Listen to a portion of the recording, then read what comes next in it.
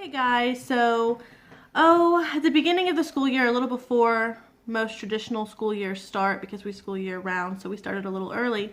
But before that, I did a review video. I did two for Math for a Living Education. I did the second level, and I did the sixth level. So we are about halfway through, so I thought I would just stop and tell you guys what I thought of it so far. I'm going to start with the second level, and it'll probably be its own video, and then when I do the sixth level, I'll make that into its own video. So if you want to see in-depth detail, almost page-by-page review of this book from before we started it, I will link that video either up above or down below. So today I'm not going to go through the book and show you page by page because I've done that. I'm just going to be talking about what I think of it so far. So for the second level, I've been using it with my 7-year-old. He is in second grade for math, and it's a little easy, to be honest. So I sometimes supplement with it. When we first started the book, just even on the first week, I realized this is not enough for him. It might be enough for your child in that, but he is 7. I would say he is average, maybe a tiny bit above for math, but not a bunch. Like, I wouldn't think he was a grade above or anything. He gets it quickly. So I would say he's on level for math, but he gets things quickly. So before he started doing the Math for the Living Education, he was doing easy peasy math, and he finished the level 1 course before we started this. And I know sometimes easy peasy, if you've never looked into it or done it, you might not know, but it is a little above, and maybe that is why this is so easy. So anyway, the first week he did it, we noticed that it wasn't really enough. This was easy, and I felt like it was not advanced enough for him. And so what I did was I skipped way past even the middle, and I was like, you know what, you could even do this page. And so he did some of those pages. But I didn't want to do that because I did want to use this curriculum because I've just heard amazing things about it. So what I did was we kept doing the book in order. Like it goes by day. So it'll tell you day 1, do this, day 2, do this. Again, if you want to see that, go to the review, the first one I did for this. And it'll show the process of how it works. So what he would do is he would do day 1, and then I bought Easy Peasy Workbook for grade 2. So he would do day 1 for Math for a Living Education. Then he would do day 1 for Easy Peasy. That might sound like a lot. It is not. It was not for him. Because day 1 from, I'll see if I can show you here. Lesson 1 for math, and I'm not going to do this day by day because again, I've already done that. You would read the story. I read this to him. It's above level, like you need to read it with them. Okay, so he would read the story. And then what it had us do was we made a place value village. We used jars and beans. We discussed the topic. We counted together. And then he traced letters. My 7-year-old has issue with pencil grip, so his writing's not the best, but he knows what he's doing. And that was it for day 1 for that. I keep looking at myself instead of you guys. I'm sorry. So then day 1 for Easy Peasy was review, of course, because you're starting. And so is this. This should have been like a review, and it was, obviously. He knows how to write his letters.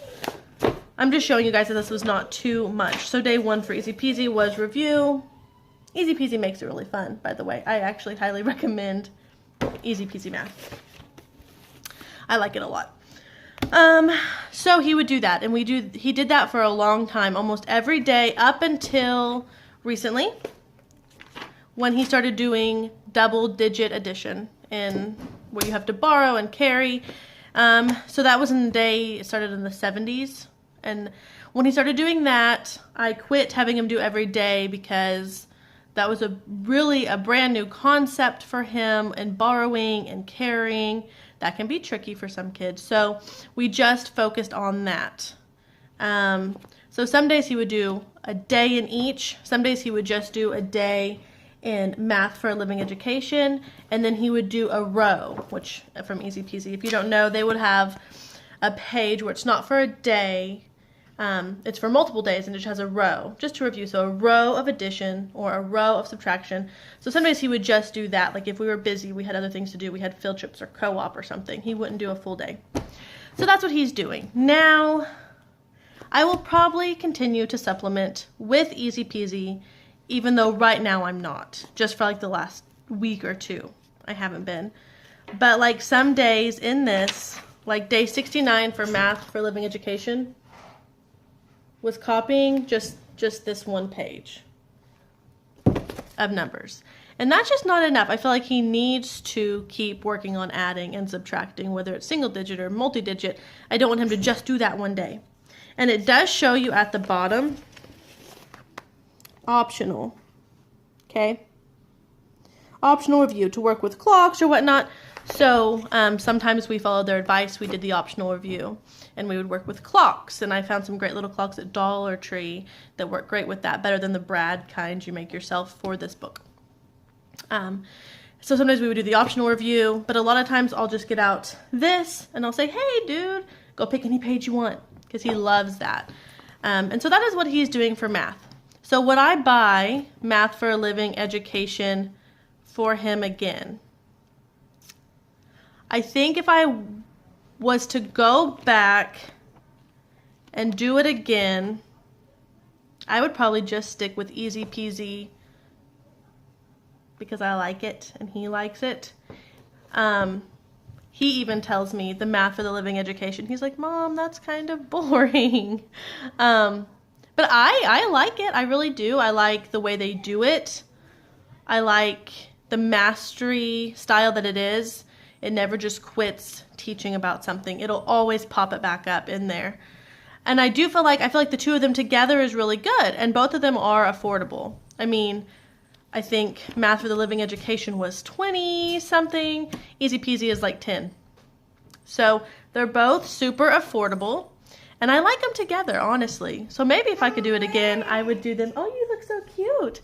Maybe I would do them together again. So now I also have the 6th level, which I told you at the beginning. Would I buy that again? Yes, I would. So definitely I would do that again. So I guess it's just your kid. If your kid needs a very easy level 2, stop rocking the chair, baby. If your kid needs a very easy level 2 and you need to slow down and just really get that foundation in there, Aria, stop. Then I would definitely go with that. If your kid gets it quick and wants to move fast and have a fast-paced math lesson, then I wouldn't go with that. Or I would go with it and add something else in. So it just depends. So that is my finalized review. I might come back towards the end and do if I think, what I think about it towards the end of it. And like I said, if you guys want a review for this Easy Peasy where I can go and show you day by day, then I will do that. Because I really do. I like it a lot. So anyway, I hope you guys enjoyed this video. I hope it helped you understand it a little better, and so you can, go and buy curriculum for next year, because we're starting to get to that midway point where you want to start thinking, what do I want next year? Anyway, I hope you guys liked it. If you have any questions, just comment them down below. If you want to see that Easy Peasy review, comment that down below, and I will be happy to do that for you guys. I'll see you later. Bye.